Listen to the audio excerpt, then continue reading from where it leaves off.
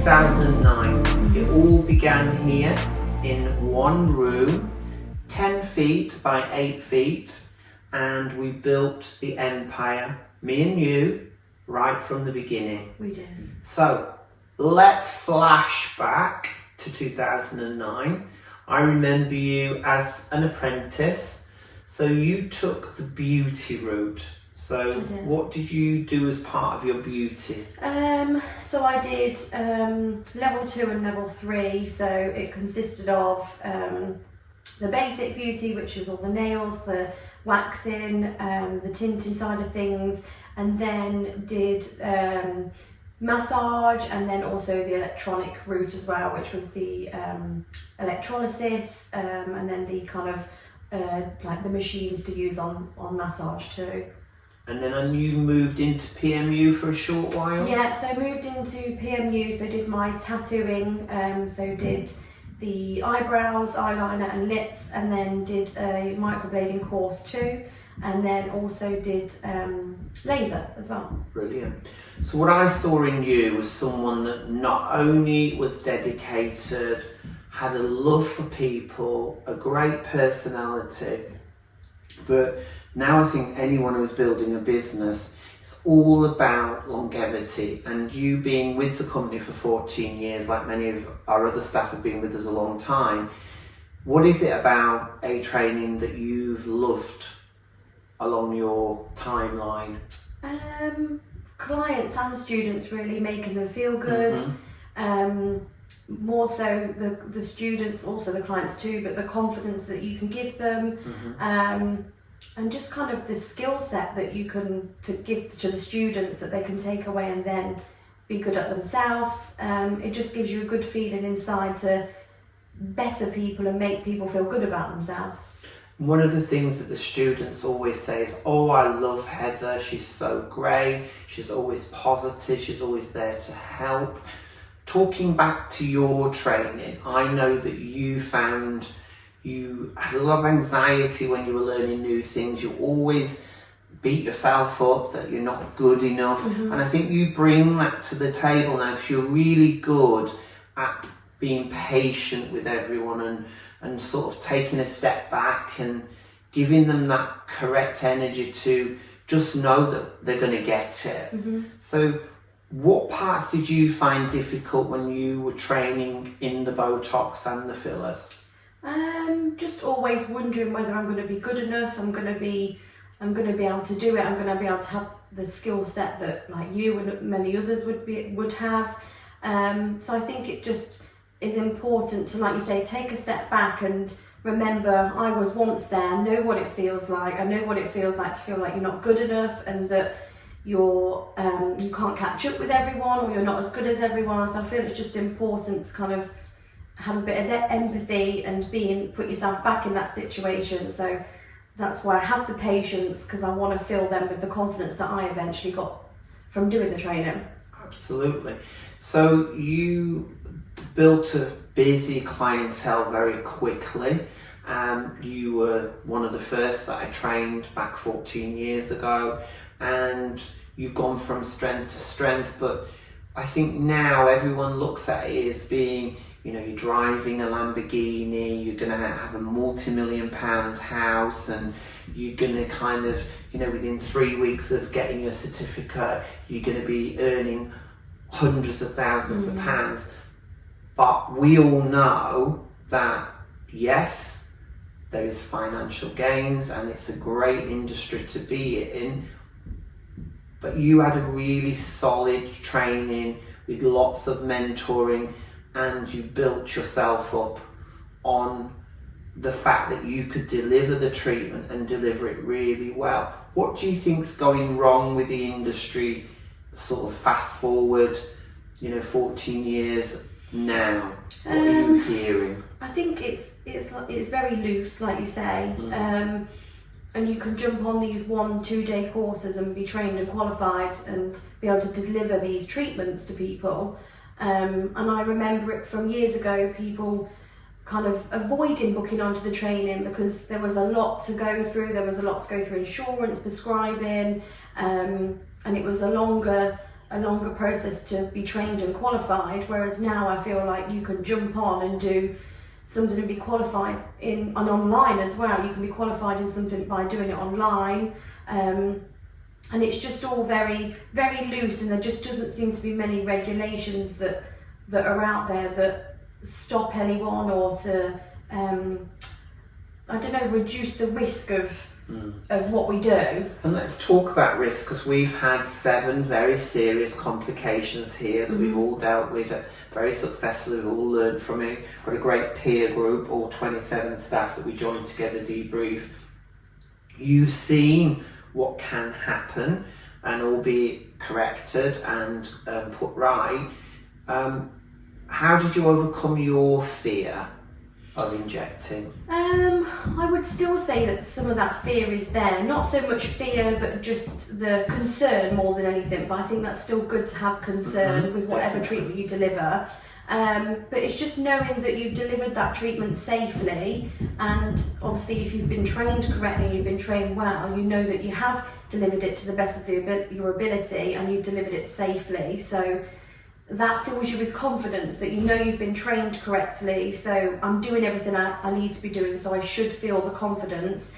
And also it's just checking in with the client too, and just keeping that relationship with them so that you don't just see them, take the money and never see them again. It's having that consistent journey with them where you can check in with them, or you can see them in 2 weeks' time just to make sure everything's settled great. But I still think it's still good to have that worry there, because it just shows that you care and you want to do the best of the job that you can do without just thinking pound signs, that you do care about your client.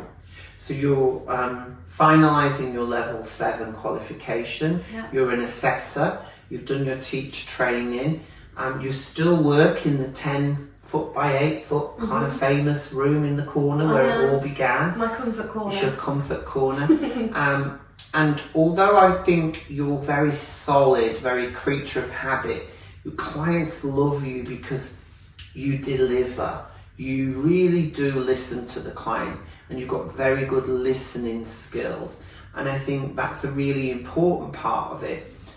What does it mean to you actually getting the qualification and finally achieving your level 7?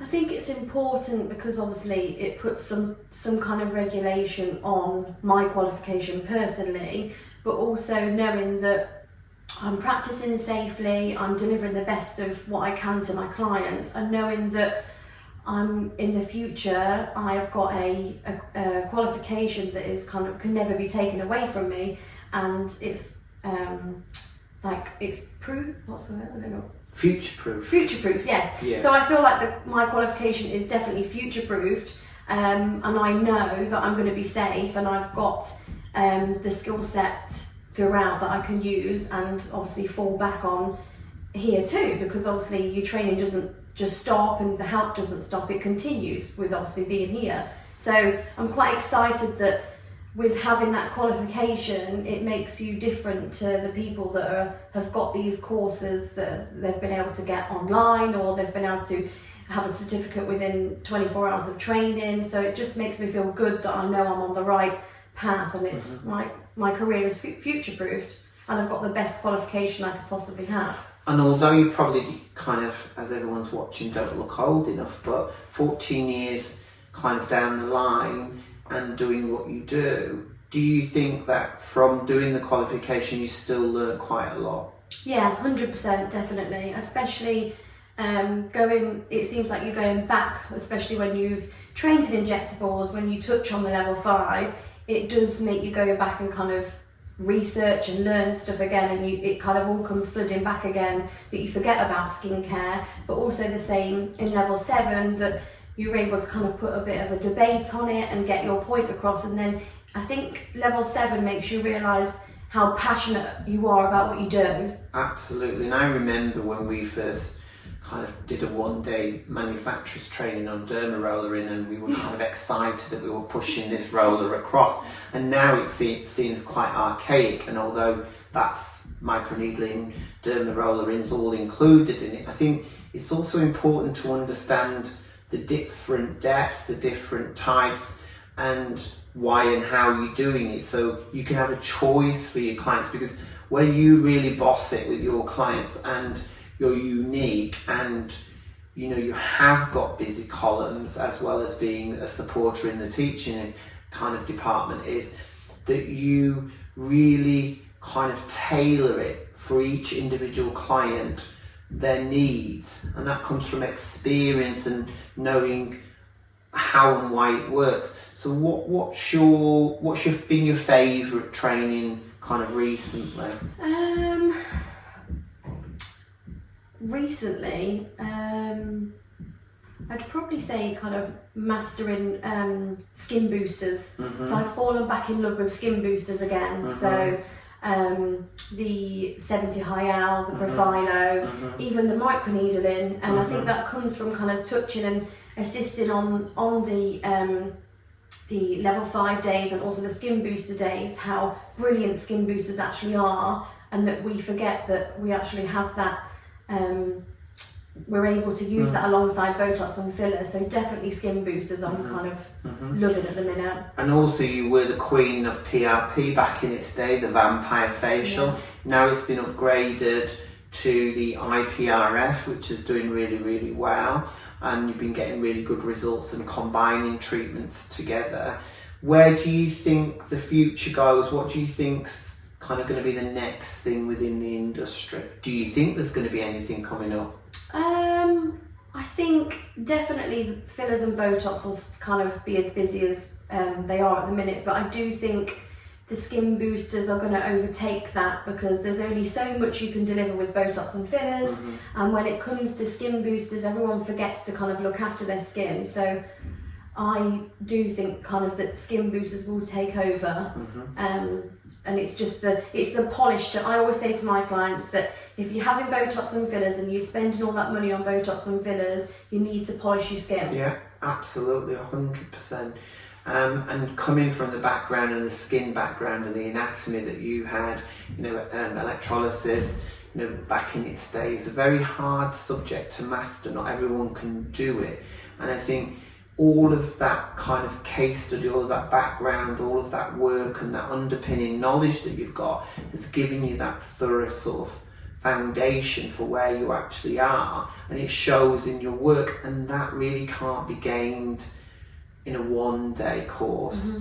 Some of the great things of our development days, you support on assessment days and development days. Yeah. So talk about assessment days and development days, what happens? So on assessment days it's usually either pre-skills or part of your assessment or a final assessment, and it's just where you come and we're basically a fly on the wall, and we just make sure that they match the criteria that obviously as the qualification would like it to stand, and it's just checking on skill set, hygiene, client care as well, so kind of the basics really that we look upon, that just to make sure that we're hitting all of that, and then on development days it is just more of a day where it's more practice to build your confidence. They're really good days actually, and I think that's one of the kind of the big benefits that the students have here is development days. There's not many places where they'll offer continual development days, whereas we do for as many as we feel that you need, or as many as they feel they need. And I think it just helps. They can build their confidence. We have a morning of kind of questions and any kind of feedback that anyone wants to give. So it's kind of an opportunity for everyone to come forward on things that they've come across in their own clinics, or anything that they'd like to ask. And then we have like a demo where one of us will do the demonstration for everyone to watch and ask questions, and then the afternoon is just back-to-back clients and just working as if they would in their clinic, and then just for us to step in and kind of show some new skills or kind of build on their skills just to make them more confident. So I love development days. I do think they are brilliant days for students to come along. And you can see how someone really starts their confidence and how they fly, and then they get into their own lane. Kind of, we're really, really good at models. 14 years ago, we started with a database of 0 from nothing, when we opened. Now we've got 15,000 models on our database.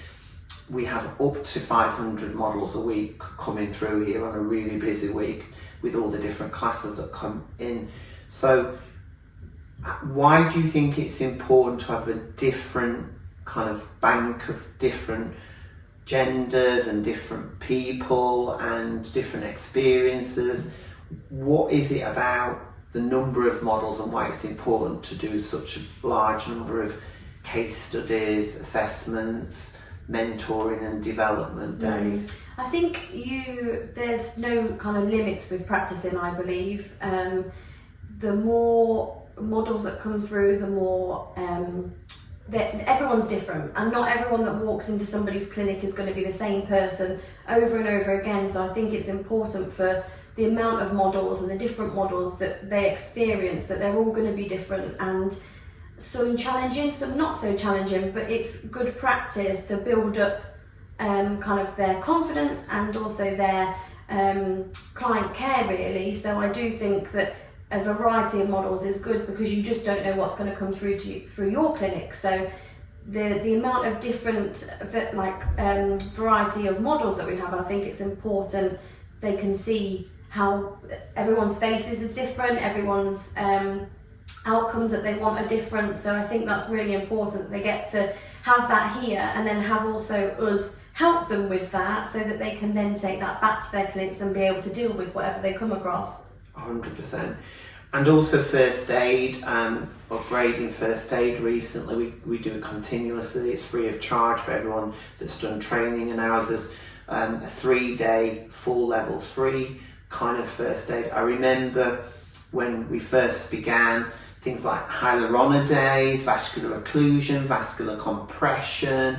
You know, you didn't do a level 3 kind of first aid course. It was just, a 3-hour course. So everything really has strengthened itself, and there are so many good things that are happening. Especially within a training, we're setting the bar, and we're definitely kind of future-proofing it for medics and non-medics, and equally treating everyone the same. So talking about you've never done social media, you've never been on the forums, you don't get involved, a bit like me, in all of this kind of backlash, medics, non-medics. Why? Because it's all irrelevant. Absolutely. It's, you stay in your own lane and crack on with what you're doing, and they've got far too much time to, if they're on social media commenting and writing stuff on forums or on just negativity, I just think don't engage in it, because it's a waste of time and it's just unnecessary and irrelevant to you as a practitioner, because it shouldn't affect you. No. And also, if you put all of that energy into building your own business, like you have, a successful educator within a training, and also a really busy practitioner, and I think that's what's important. Every single one of us, including me, are invested in a training. We are here not just as outside paid consultants. We are fully paid, fully working, doing clients as well as being educators, because we can see on the front line, working with a client, how different it is, how challenging it can be, how the economy's changed, and what's going on out there. So I think it's really important to work both sides of it. But 100% what I've seen in you is you've never really engaged with any of the crap that's going on out there. So why do you think there is so much kind of battles going on out there at the minute with they've said this and they've done that? And I think it comes down to people that, I don't know, they clearly aren't busy enough to have a busy functioning clinic to be able to spend that much time on social media battling over these different things. And I just think it's one of them where they've still not left that kind of school mindset, whereas everyone, there is an opportunity for everyone in this industry. It's a big enough industry for us all to be really successful, and I don't believe there's any point in the battles, because it gets you nowhere. And like I say, it's kind of the school mindset back in the day, where you're better than one another, and you're better than one another, and you'll say it all over social media and comment on stuff, and it doesn't need to happen, because like I say, it's a big enough industry for us all to be busy and really successful, that there is no need to engage in any of it, really. No, and I think you've hit it on the nail. I think when you listen to one side of the story, they talk about the other side of the story and how they are kind of undermining or, treating them or not being respectful, and then all of a sudden the same kind of conversation goes on this side. So I 100% agree with you. And I think, what I feel about it, there's 10% for, 10% again, and 80% in the middle that's actually just getting on with it. They know that the government's got our back eventually. They know that there's going to be a form of regulated qualification, which the one that presently there is going to be involved in. If it upgrades, the extra modules will be included, and successful businesses, successful training companies exist out there. We're not just the only one, but unfortunately something has got to be done, because we are doing it the best way, at the best level, with high traction, and everyone has to come up to the bar. Everyone has to build that professional bar, and you can't have someone offering training for a year and then someone up the road offering it. We've got places around here that's opened up that you can go in, you can do 2 models, come out, get a certificate, and now you can go online. There's apps where you can get your product without seeing the client, without face-to-face consultation.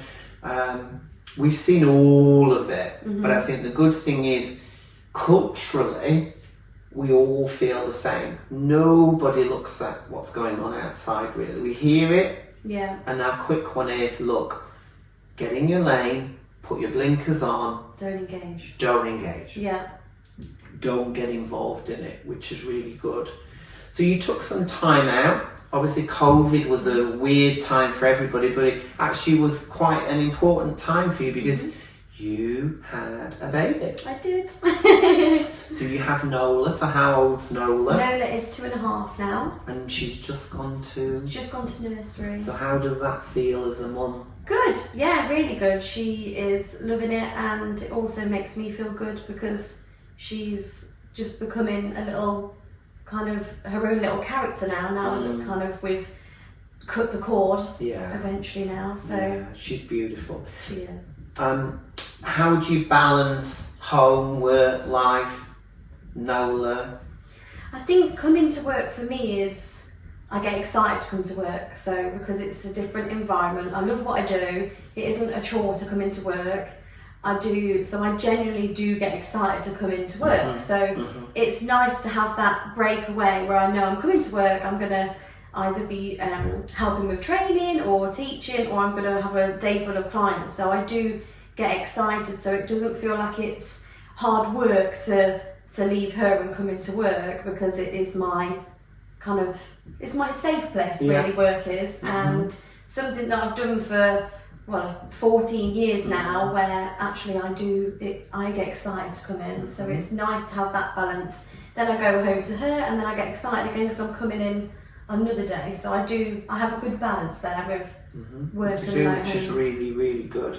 So we have sort of 27 staff. Majority have been with us for 5+ years. We've got a great team. We're really lucky.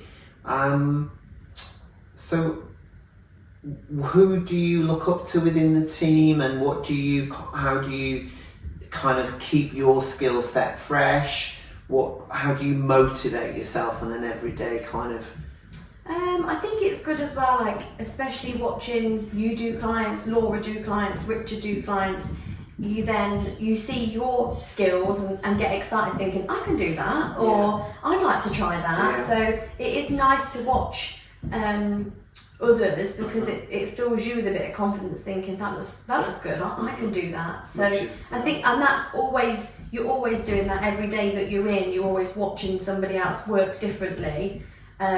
So it is, I do think that my confidence builds by watching you all do treatments as well. And I do think you have a really special way of working one-to-one with those practitioners who want to build their confidence, because you were someone I know at 16 who really did suffer very badly with anxiety, and you always put yourself down. You always felt you weren't good enough. There was a lot of times where, you felt uncomfortable, or, you were a really hard taskmaster on yourself in the beginning, I remember really well. So that's paid dividends now, because you really can very quickly build that confidence up in the practitioner and help them to be a success, which is where it's at. So to summarise, where do you see the next 10 years for yourself then? Still here. I just think it's going to get bigger and better, and then as soon as the industry starts to regulate, I do think we'll start to see some improvement on just standards of everything really, and that hopefully people will be teaching and training the same standards we are, which is obviously teaching safely, and I just think we're just going to get bigger and better, and be the best training school in the UK really for aesthetics. Absolutely. Thank you for your time. I hope everyone's enjoyed listening to your story. You're a very valuable member of the team, Heather. You beaver away, you always are smiling, you always come to work with that beaming smile that makes everybody feel happy. So thank you for the last 14 years, and maybe see the next 14 years. Woohoo!